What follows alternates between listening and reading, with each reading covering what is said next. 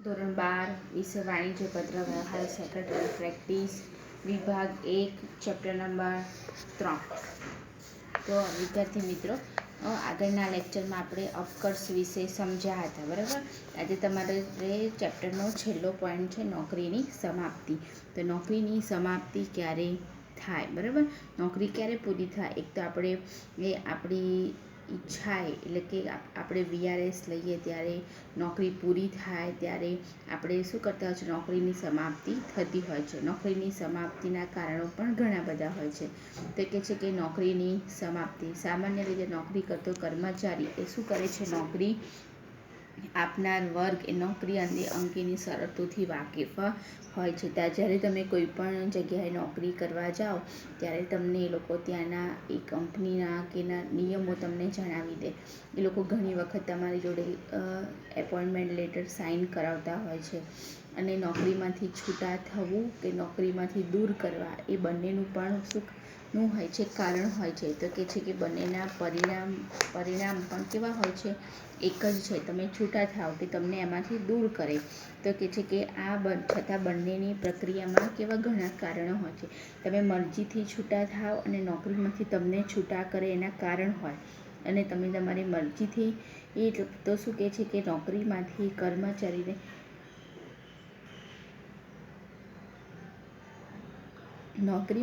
કર્મચારીને છૂટા કરવા અંગે તો કોઈ પણ સંસ્થા પોતાના કર્મચારીને નોકરીમાંથી છૂટા કરતી વખતે અંતિમ પગલું ભરતા પહેલાં અનેક પાસાઓનો વિચાર કરતા હોય છે। એટલે કે છે કે નોકરીમાંથી જ્યારે કર્મચારીને છૂટા કરે એની પહેલાં 2-3 વખત એને નોટિસ આપવામાં આવે, સમજાવવામાં આવે, અને એનો જો કોઈ પરિણામ હકારાત્મક નિર્ણય ન આવે તો છેલ્લે એ લોકોને છૂટા કરવામાં આવે છે। નિર્ણય લેતા પહેલાં પત્ર વ્યવહાર અને કર્મચારીની સંસ્થા વચ્ચે થતા હોય છે।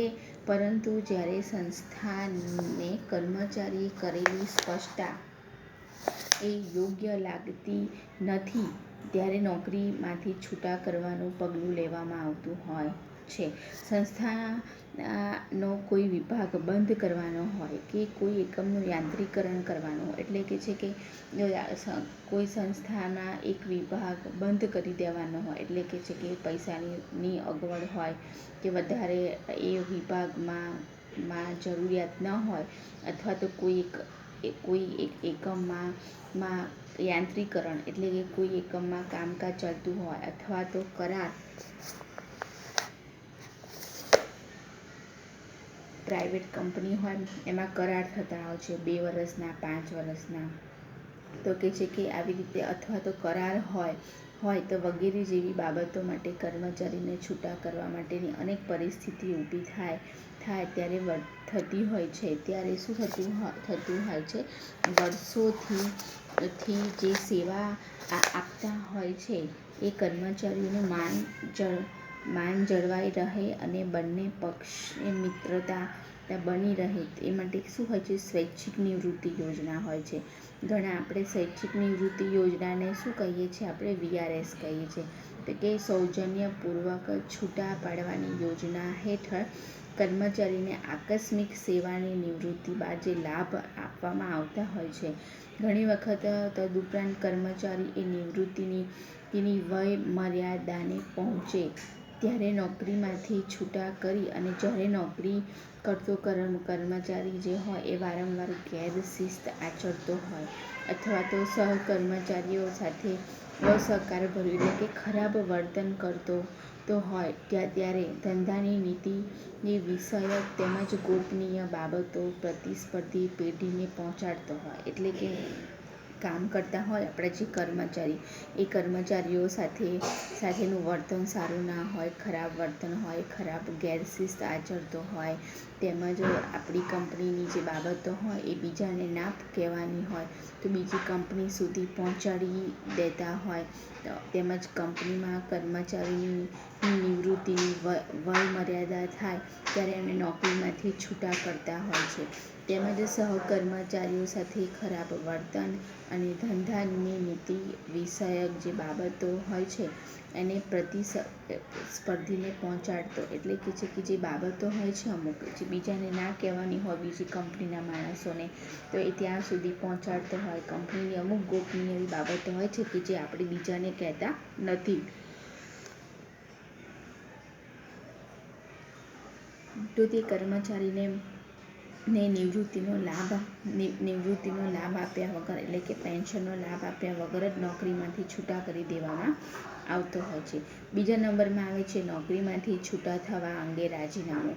ઘણી વખત આપણે કોઈ કારણ એવું હોય કે આપણે નોકરીમાં રાજીનામું આપી દેવું પડતું હોય. તે સંસ્થામાં કામ કરતો કર્મચારી કેટલી વખત કોઈ કારણસર રાજીનામું આપી અને નોકરીમાંથી છૂટા થવાનું પસંદ કરે છે. રાજીનામું એટલે કે રાજી ખુશીથી નોકરી કરવા માટે કર્મચારી દ્વારા આપતું લેખિત નિવેદન.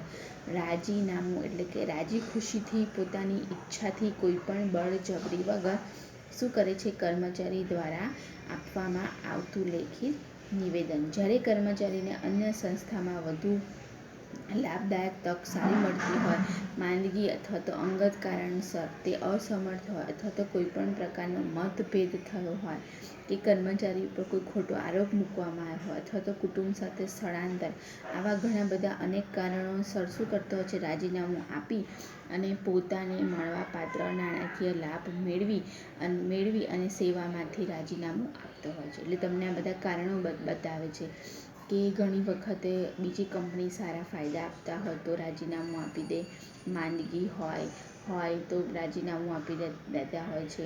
દાખલા તરીકે પોતાનો છોકરો કાયમ માટે વિદેશ સ્થાયી થતો હોય અને પોતાના માતા પિતા પણ ત્યાં એની જોડે શિફ્ટ થવાના હોય તો પણ શું કરતા હોય છે, પિતા પોતાના રાજીનામું રાજી ખુશીથી આપી દેતા હોય છે પોતાને.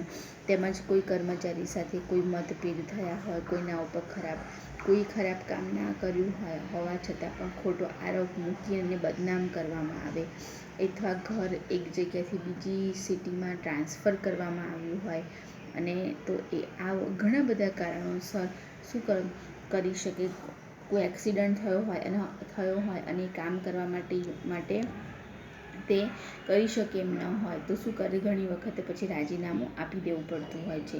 તો કહે છે કે એને સેવામાંથી રાજીનામું આપવું પડે છે. હવે નોકરીની સમાપ્તિ અંગેના નમૂનાના પત્ર. બરાબર, તો આ તમને પત્ર બતાવે છે નોકરીની સમાપ્તિ અંગેનો, તો ધ્યાનથી દેખજો.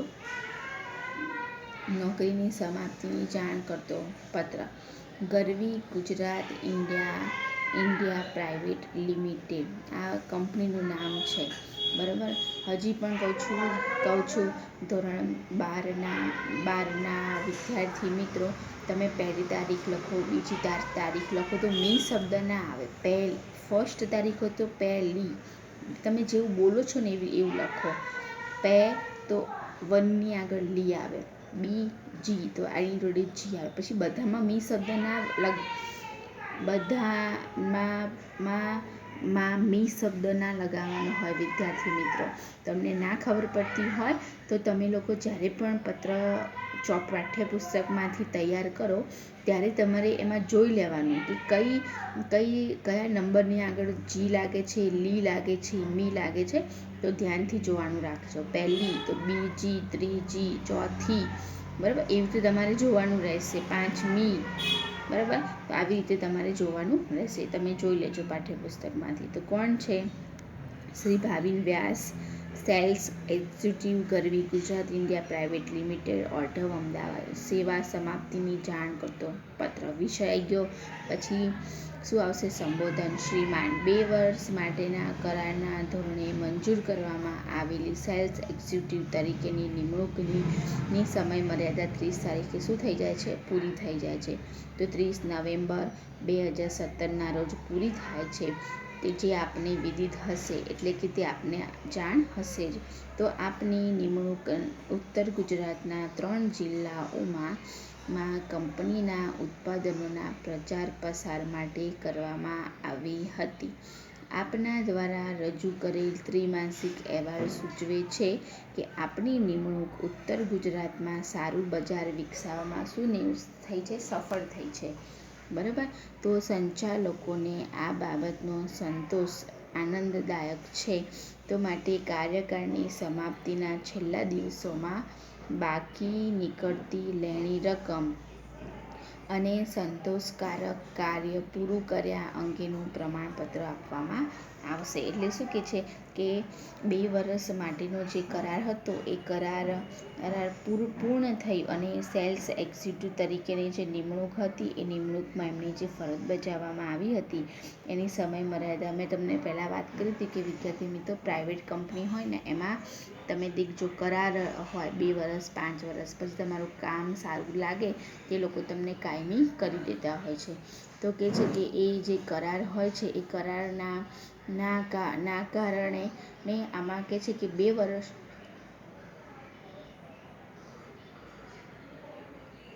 વર્ષનો કરાર પૂર્ણ થઈ ગયો તો જણાવે છે કે તે તમને જાણ હશે. તો કહે છે કે એ લોકોએ ગુજરાતમાં 3 જિલ્લાઓમાં જે સેલ્સમેનનું કામ શું હોય, પોતાની કંપનીની બધી જાહેરાત કરવાની. તો કે પ્રચાર અને પ્રસાર, બરાબર. તો કહે છે કે પ્રચાર પ્રસાર જે સારો કર્યો એના કારણે એ લોકોનો જે ત્રિમાસિક અહેવાલ હતો એ આપની નિમણૂક ઉત્તર ગુજરાતમાં સારું બજાર વિકસાવવામાં સફળ નીવડી છે. માટે સંચાલકોને આ બાબતનો સંતોષ અને આનંદ છે. એટલે કે છે કે જે કંપનીના સંચાલકો છે એ લોકોને શું છે, એ લોકોને ગર્વ છે એના ઉપર કે આમને જે કાર્ય કરવાનું હતું એ કાર્યમાં સંચાલન કેવું કર્યું છે, સારું કર્યું છે, બરાબર. તો કહે છે કે હવે એ લોકોનો જે 2 વર્ષનો સમય નીકળી જાય છે તો કહે છે કે છેલ્લા દિવસે આપની બાકી લેણી રકમ અને સંતોષકારક કાર્ય પૂરું કર્યા અંગેનું પ્રમાણપત્ર આપણે તમે દાખલા તરીકે કોઈ કંપનીમાં કામ કરો ને તો તમને એનો એક્સપિરિયન્સ લેટર આપવામાં આવે, બરાબર. તો કહે છે કે એ અને આપની ઉજ્જવળ પ્રગતિકારક કારકિર્દી માટે શુભેચ્છા. આપનું વિશ્વાસુ ગરવી ગુજરાત ઇન્ડિયા પ્રાઇવેટ લિમિટેડના કોણ છે, મુખ્ય કાર્યપાલક અધિકારી જીતેન્દ્ર શુક્લા, બરાબર. હવે બીજું છે ફરજિયાત સેવા નિવૃત્તિ આદેશનો પત્ર. તમારે શું કરવાનું છે આની અંદર, આ બેંકની અંદર શું કરે છે, સેવા આપવાની. કેવી ફરજિયાત સેવા નિવૃત્તિનો તો શું છે, બેંકનું નામ છે સૌરાષ્ટ્ર કો-ઓપરેટિવ બેંક લિમિટેડ, શાખા ક્રમાંક 10, સ્ટેશન રોડ, ધારી, અમરેલી, 5મી ડિસેમ્બર, બરાબર. તો ફોન નંબર કોણ લખે છે, કોણ કહે છે, કિરણ પુરોહિત, હિસાબનીશ, શાખા ક્રમાંક 10, સ્ટેશન રોડ, ધારી, અમરેલી. વિષય ફરજિયાત સેવા નિવૃત્તિનો આદેશ. સંબોધન શ્રીમાન. તો કે ઉપયુક્ત વિષયના અનુસંધાનમાં જણાવવાનું છે કે આપની સામેના ગંભીર અને નાણાકીય ગેરનીતિઓના આક્ષેપના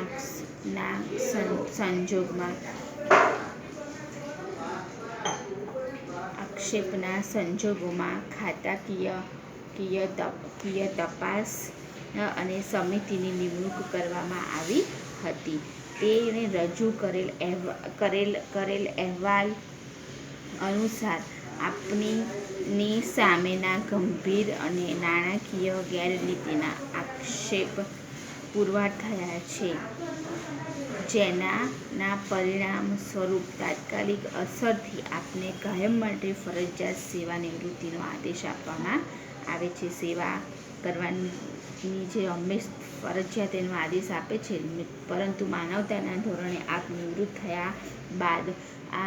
નિવૃત્ત થયા બાદ મળનારા લાભોને નિયંત્રિત કરવામાં આવતા નથી તે જાણશો.